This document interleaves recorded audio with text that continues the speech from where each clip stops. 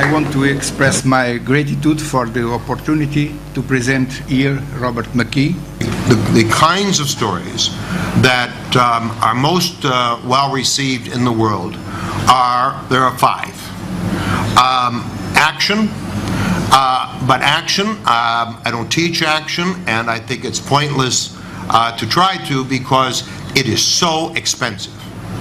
And this is what Hollywood does, and they make films for $100 million, $150, $200 million, etc. And there's no point in trying to compete with that.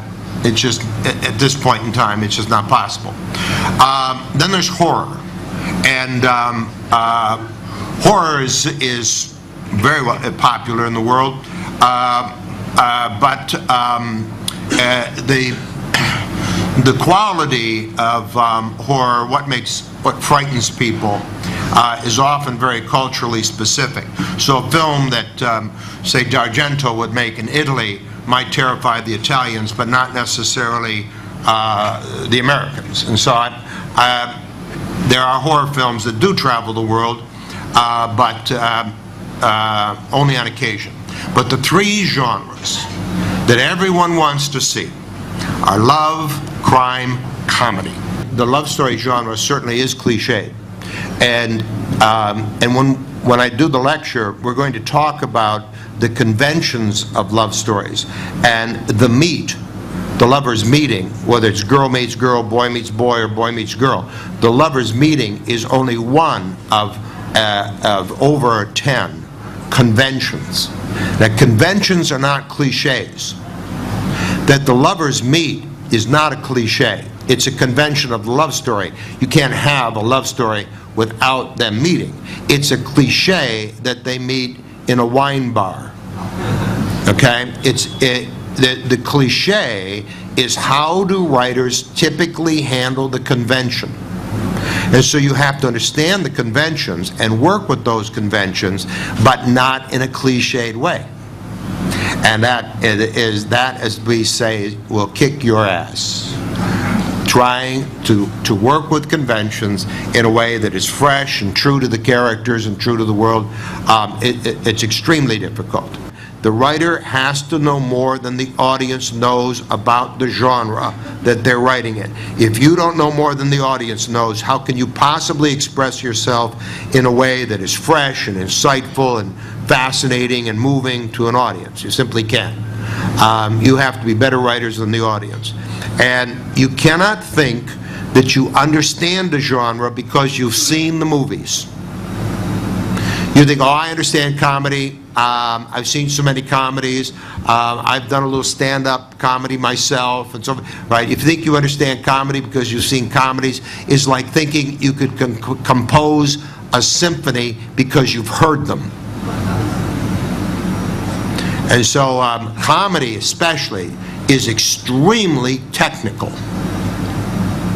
I mean, comedy, I mean, the word technique is practically invented for comedy. It is a very precise genre. A joke is a very precise thing. There's a setup and a payoff, and how long the setup and how to bring in the payoff, etc. This is extremely demands a tremendous craft. It's a very the comedy is written for the mind of the audience. Comedy is for the mind. I mean, this is why stupid people don't laugh. Stupid people don't laugh because they don't get it. I don't get it. I don't get it. They don't get it because they're stupid. And so the comedy writer is appealing to the intellect, to the mind of the audience. And the mind is very agile, and it jumps from idea to idea to idea to idea, like that. And so the technique of comedy is very precise. Very. If you have to ask, where does inspiration come from, you will never be inspired.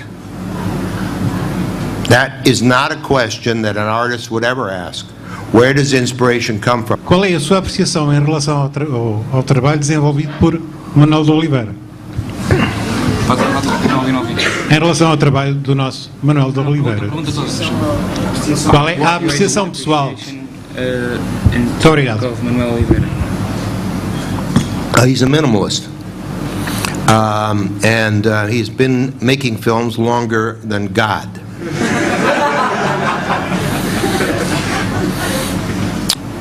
Proud to say that all of the storyteller filmmakers of Pixar are all my students. And they came to me many years ago, there was a half a dozen of them from San Francisco, and they came to the seminar, and we had lunch, and they said, you know, we're a bunch of computer nerds, and we love animation, you know, but we don't know what, we're in over our head, we don't know anything about story. I said, have you ever made a film, actually? And they said, oh yeah, we have a little film. And I said, may I see it? And I saw it. It's a little film with a lamp, little animated lamp. You know that little short?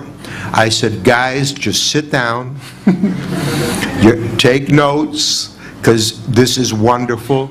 You're obviously very talented, and just listen to what I've got to say. And you know, and one of the most difficult tasks of writing animation is to create a world.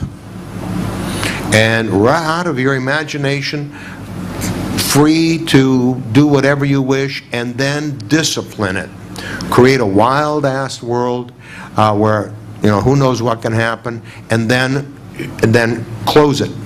It's a big open place where, you know, and then you have to close that world. How many people sit in a writer's room? I can't tell you for sure, but I would think as a minimum 5, up to 10 or 12 maybe.